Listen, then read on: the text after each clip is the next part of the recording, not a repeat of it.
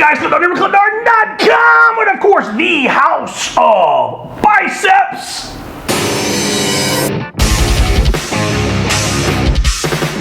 Had a question that came in through ClintDarden.com today, a very good question. He said, Clint, what kind of foam do you use for your box squats, and what kind should I buy for mine?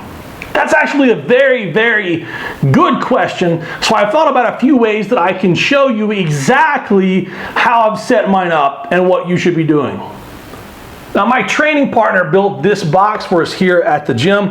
It's very, very strong, very sturdy, highly adjustable, and he even made it with a 1-inch incline here, which makes it very, very easy. If you can't find the exact right height on the box, all you have to do is move the box back just a little bit.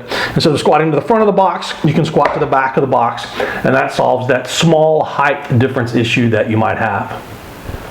Now, I have this rubber mat here that I put on top as well. It's pretty hard, it doesn't sink in at all. It raises the box up a little bit. And I think maybe just in my mind, it helps with a little bit of padding, possibly. I have a hip injury, and this brings the box up about 1.5 inches as well. When my hip's really, really hurting, I want to do some high box, I just add another one of these to make it even higher. And of course, this is my piece of foam. Nothing magic about this piece of foam. This piece of foam was actually a rescue piece of foam.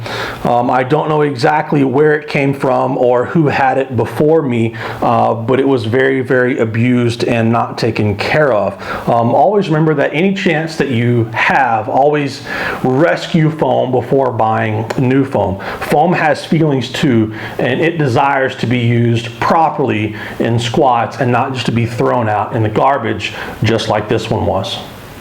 So exactly how strong is this foam? What kind of density is it? I have no idea. So I've developed a couple of theories in my mind on how we can test this.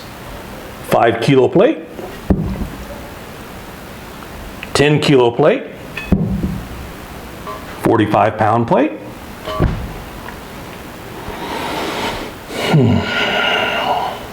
I'm not exactly ready for Mythbusters. Okay, let's try this. 45 pound plate. That is all the way down on the rubber.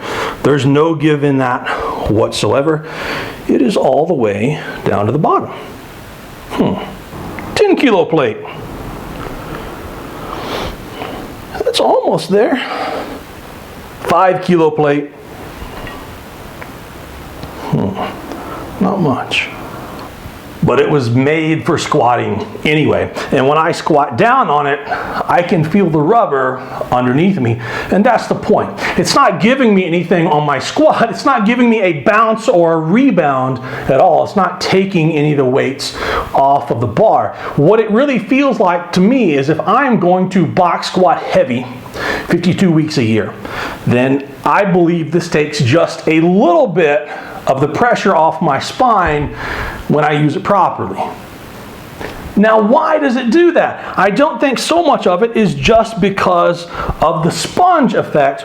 I actually use this with people when I'm trying to teach them how to squat and how to box squat correctly. And that may be a little bit different than what you're thinking right now.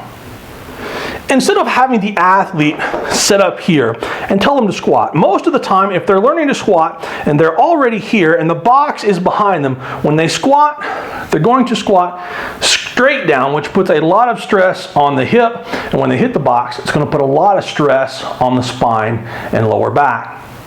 Now, what I want to see them do is to sit back. So what I will often do is tell them to bring this out in front a little bit, and I want that foam pad to just barely touch the back of their hamstrings, to just barely touch their legs. And if you can get them here at the top of the squat for that piece of foam to touch the back of their legs, the chances are much greater that they're going to actually sit back onto the box and sit down if they can feel that piece of foam there the whole time. And you're going to sink into it anyway, so it's not really helping you. But it's the difference between setting here and sitting all the way back here, with my balls on the box, my belly button pointed down, the bar in a much better piece of my body, much better balance. Shins are vertical, knees are out, back is arched, and it's all because of this piece of foam.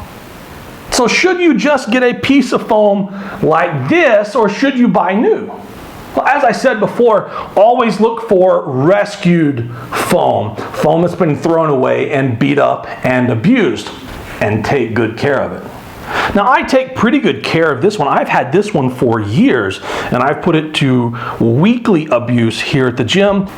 It is starting to flake just a little bit, and it smells terrible.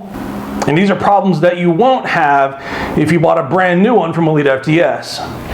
Now, I've used a couple of different ones at Elite FTS. I really wish I had one. Actually, they gave me one, but I left it with the guys at Callaway County High School, where I went to high school.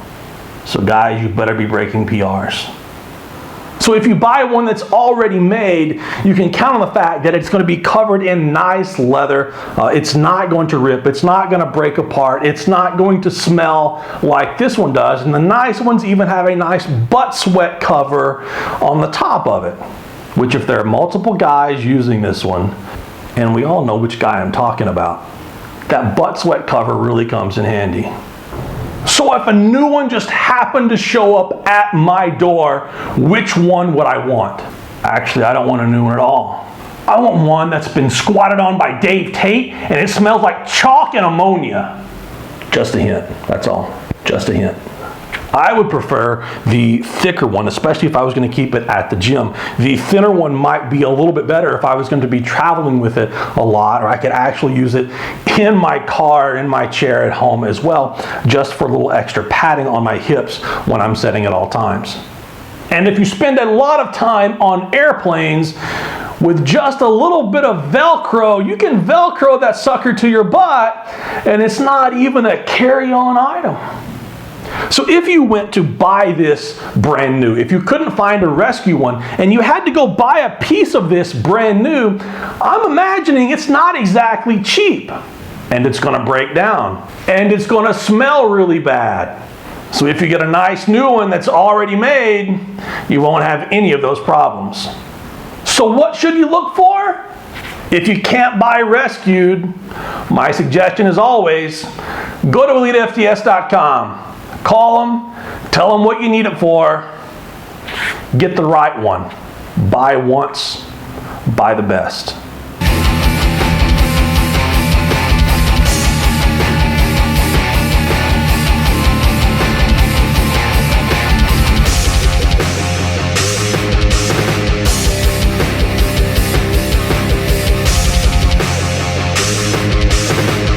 Seriously, Dave, if you're watching, just go out and slip it into a box, ship it my way. I won't tell anyone.